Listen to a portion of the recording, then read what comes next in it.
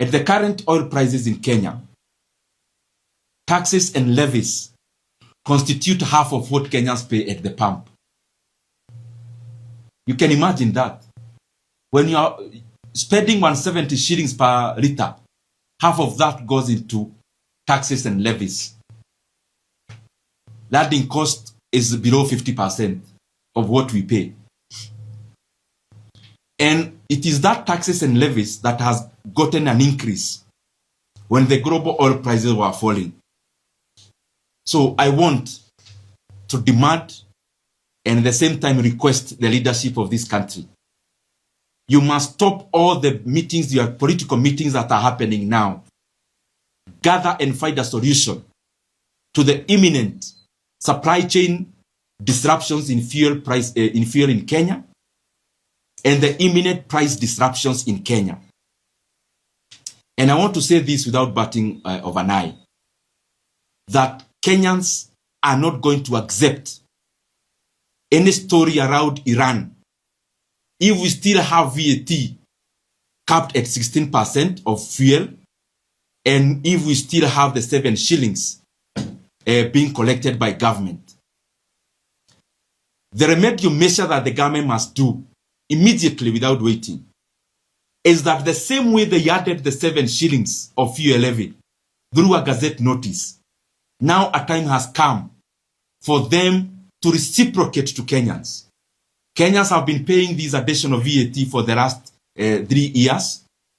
Kenyans have been paying the additional fuel levy for the last many months when the global oil prices were falling.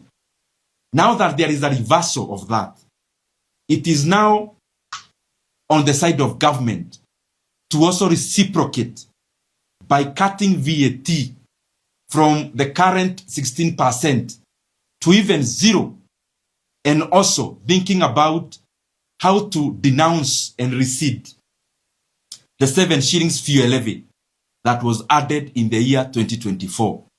That has to happen. And because many times we talk to these guys in government and they think that we are only talking to criticize, I want to tell them that the best advice they have had in this quarter of the year is this one. And the sooner they do it, the better. Because Kenyans will force you to rescind the 7 shillings fuel levy.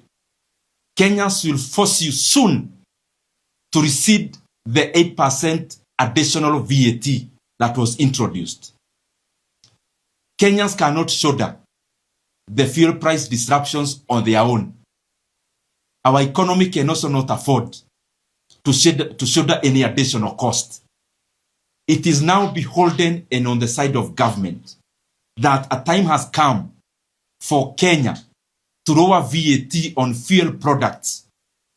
And a time has also come, which is now, not next month, now, for Kenya to rescind the additional 7 shillings in fuel levy that was instituted when the global oil prices were falling.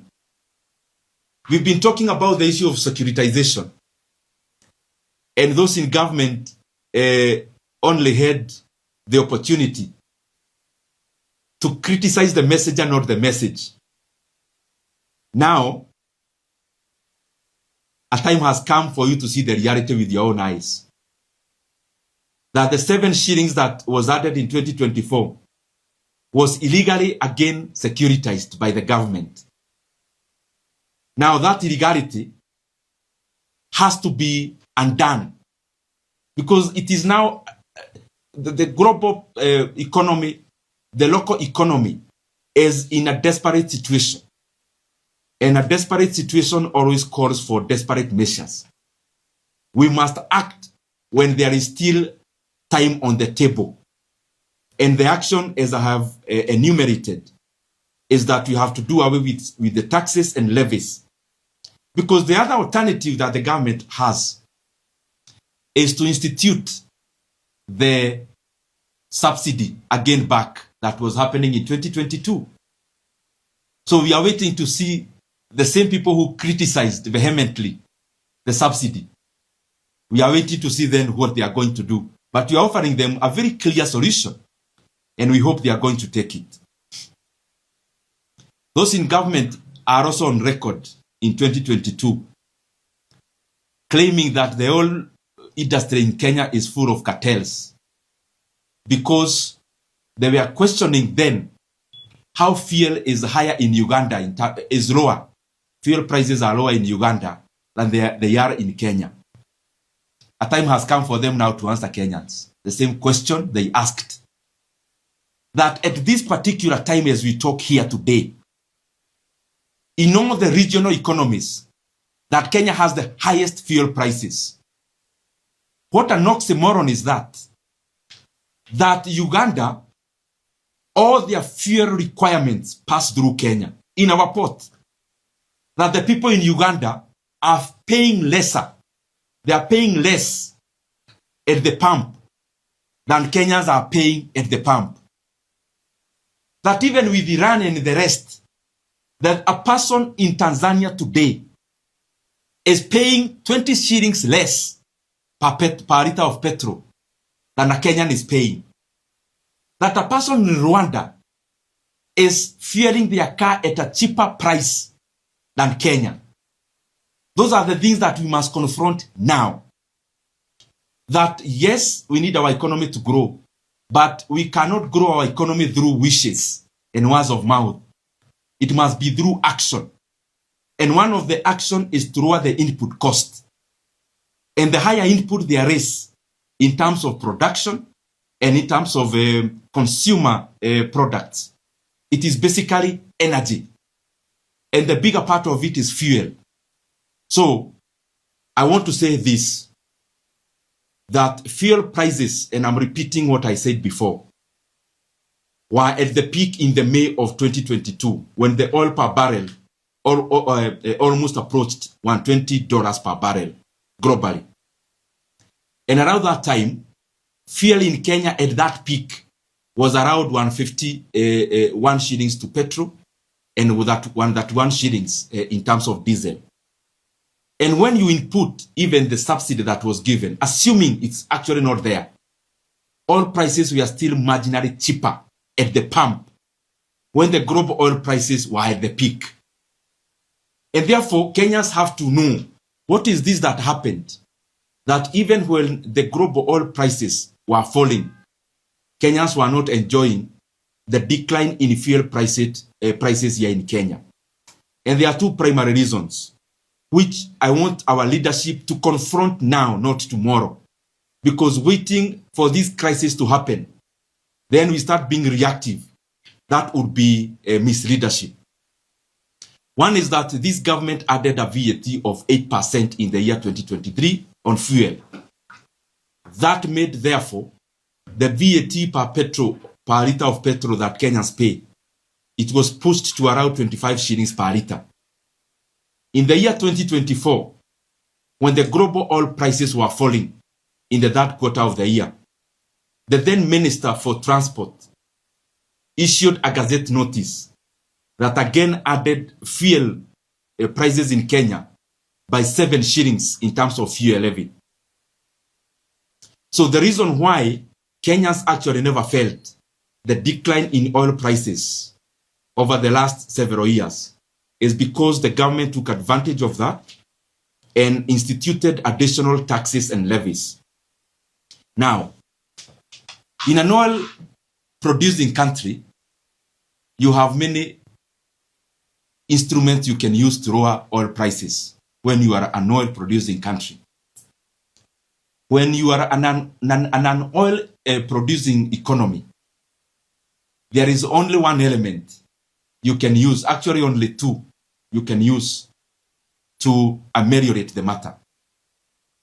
And one is dealing with the forex exchange rate, because most of the fuel is imported and paid through dollar. Even in Kenya, what you hear G2G, them saying they were paying through Kenya shillings. After 6 months, you still have to pay dollars. The long and short of it is that we expect nothing less than the government calling themselves to order, stopping those grandiose, ego-soothing meetings they are doing, and realize that Kenya is facing a crisis. And it's not the work of Kenyans to wake our leaders from slumberland of wishes. They ought to know better They come, serious meetings needs to happen. They need to write a bill as they did in 2023 when they were adding 8%. They need to do one urgently to cut VAT on fuel. And the minister in charge of transport needs to issue a gazette notice receding the additional 7 shillings that was added on fuel levy in 2024. And additionally, the greedy banks that participated in this illegal securitization, a time has come for them to pay for their greed. They must give a moratorium in terms of the 7 shillings that they are now purportedly collecting, which is 32 billion a year. A time has come for them to now book that money into their non-performing loans, because it will be a non-performing loan soon. It was illegal to securitize.